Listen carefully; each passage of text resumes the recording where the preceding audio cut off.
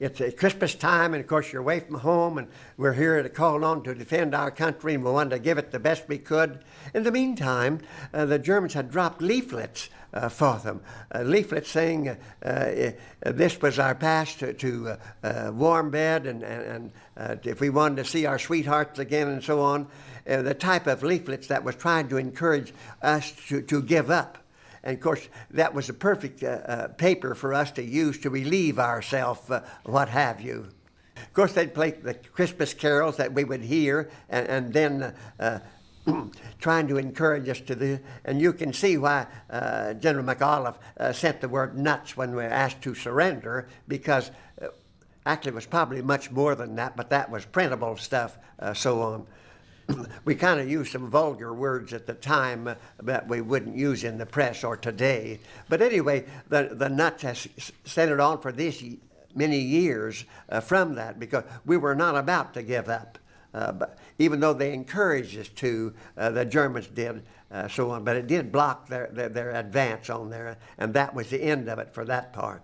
Of course, many of them were in their cellars and this, that, and the other, and a number of them, of course, it was quite one where they had a lot of home canning and things of that nature.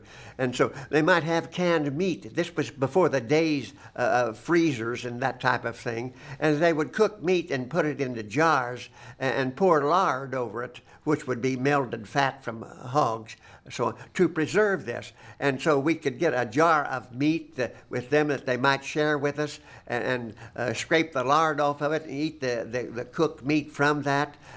Lots of jellies and apples, things of that nature. Even in digging some of the foxholes around, some of them came across the gardens that had some potatoes left and things like that. Black potatoes that had been frozen and so on, but it was something to eat. And even one of us killed a chicken that about froze to death, I think, and ate that raw chicken in order to have something to eat on that. Because we did not get a resupply of K rations, and K rations is all we had in the paratroops. We didn't have the C's or the D's or what have you, that troops that had trucks and vehicles, because we had no vehicles there. And it's to supplement the apples or potatoes or whatever, or the canned fruits from the local people who were scared to death. Many of them, of course, had gotten out, but others, of course, stayed there. And so they, too, were under subject to all the bombing and shelling that we were. It was so difficult, and around Dead Man's Corner and places like that, where you could see that. And even today, we had some of the signs, as I've revisited that, bring some of the signs we shouldn't have, but we did, back to our unit to show where we had been during this tremendous time. The Germans were every place, it seemed, but somehow or another we managed, despite the cold and despite the threat of our feet being frozen from the wet snow on our boots, and then we'd take off our boots and in the foxhole and rub our toes, because otherwise gangrene would set in on a number of people, and you had frostbite and all from your toes, which greatly bothered many of them because they couldn't walk anymore. Their toes had been frozen, you see. One thing that I did do, when we made first contact with the Germans and took prisoners, they had lined white suits. Yes, they did. And rubber boots. They were prepared for winter fighting. They had planned. What had we done? We disregarded all the information the Belgians sent us about the Germans massing troops, moving tanks. Why? Because when commanders get a mindset, it's hard to change them. And the mindset was at Schaeff that the Germans were done. Yeah, it was only a matter of time the war was over. War was over, yeah. But they forgot to include the Germans in on this calculation. They had other plans. Anyway, so therefore we were completely unprepared for winter fighting. When we started taking prisoners, we took the suits off of them, and I was wearing a white German coat and trousers. Yeah. And the guy that had it, a prisoner, was going back in his underwear. We took it off him. He wouldn't need it, but we did. That we lost more men to the elements than we did to the enemy. Yeah. Yeah. 50,000 men. 50,000. went through the medical system with frozen feet, or trench feet, as we call it. And toes and feet and legs were amputated and worse.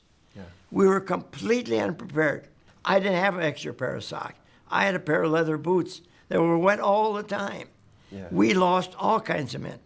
The other thing was, when we on a forced march to take up position for an attack in the morning in pursuit of the Germans, we would hold up somewhere outside of our objective to attack in the morning.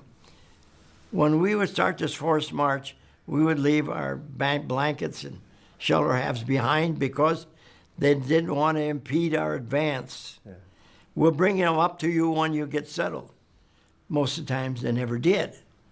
And so I remember one night in Belgium, outside of the objective, we were trying to keep warm, had no blankets, you couldn't dig anything in the ground.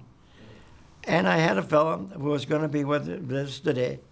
He died, had his ticket.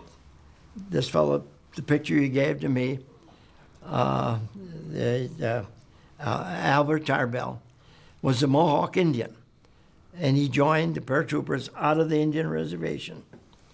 And he said that what he would do, and others, in a case like that at night, no blankets, you had to spend the night, below zero, they would hold hands and get around a big tree and walk around slowly, rubbing against this tree. And he said, you know, you could keep warm doing that, and it also kept you awake. Now, I never knew that. But Albert Tarbell told me that. And I wrote it, I think I even wrote it in my book.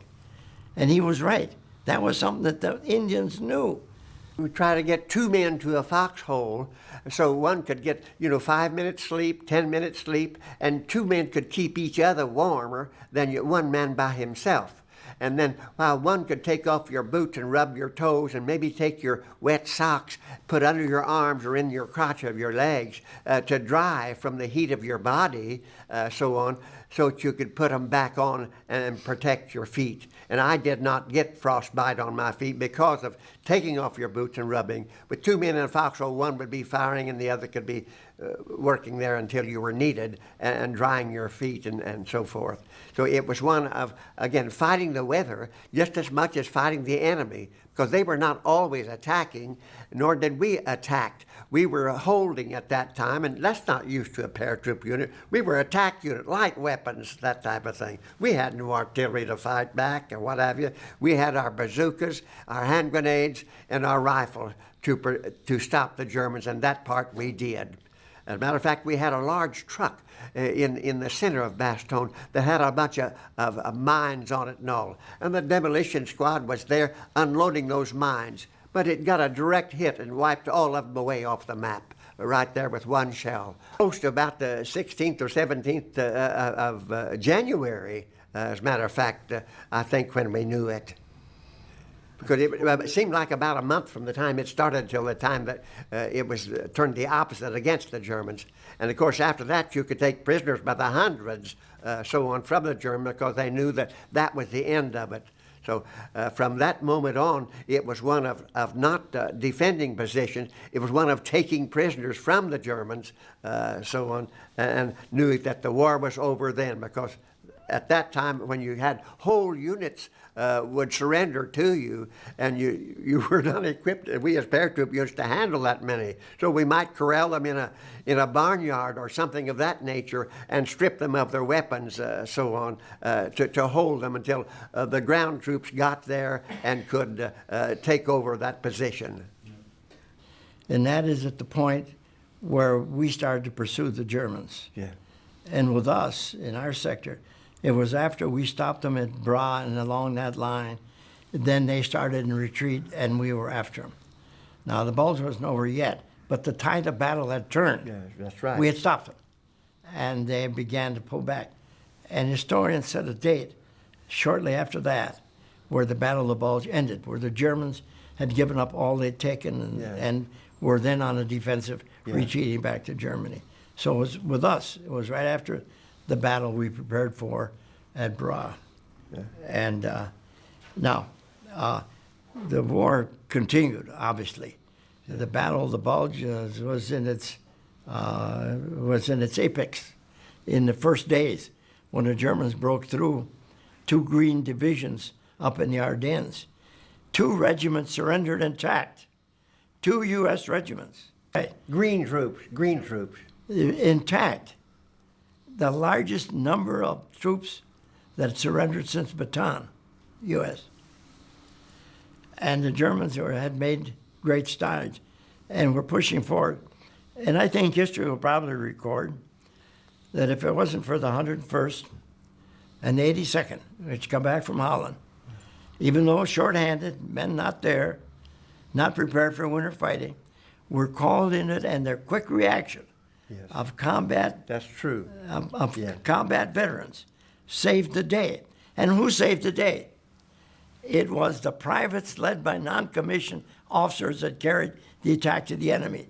It was not the commanders, who most of them all had made Christmas plans and were gone on vacation and all the rest, which is their right. I don't begrudge them that. But I do say that when you look at history, you have to look at it in terms of who commanded and who did the fighting. Yeah. Absolutely. And that's essential to understanding the true nature of war. Indeed. Who did the dying? Who did the fighting? Who did the killing? Who did the leading?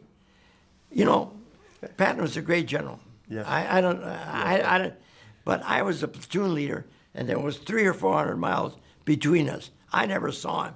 And if I had, he was out of place because I was a platoon leader. He was a commander, but the thing about Patton was that he was decisive. Yes.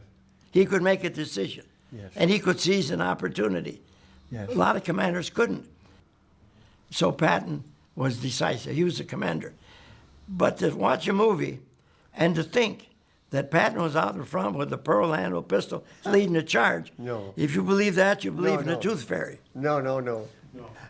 His troops had to say, his guts and our blood, because he did have the guts, to move ahead. He was great for that. I mean, he was one that challenged every ounce of energy that troops had. He did it by pushing forward with his tanks and his units. He was a great commander for what he did. I respected him for that. Yes, we did. I'm Rlph K. Manley. I'm from Springfield, Missouri. However, I was in the 501st Parachute Infantry Regiment, which was part of the 101st Airborne Division during the Battle of the Bulge and certainly of World War II. And I'm James Megellas. My colleagues call me Maggie. Many still do.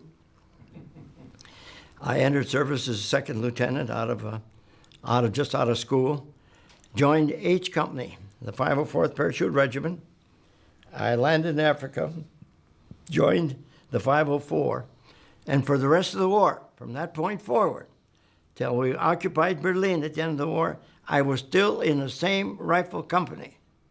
Started as a platoon leader and then as a company commander, and led that company down Fifth Avenue in New York in the so-called Victory Parade in January 1946. But I was in the same rifle company the whole war. And I'm here to talk about it. That is the story. One interesting thing about that, Maggie, is that I had an identical twin brother, but because of hazardous duty, they would not allow us to stay together. So he was in the 504 Infantry Regiment with the 82nd, and I was with the 501st Infantry Regiment of the 101st Airborne Division. He was killed in that Sicily drop, so on. And you remember that Saving Private Ryan type movie? Yes, I had the opportunity to come home, but I wouldn't do it because I wanted to get even. And so from D-Day on, I had the chance to get even. Fantastic. It's been a real honor, Jake.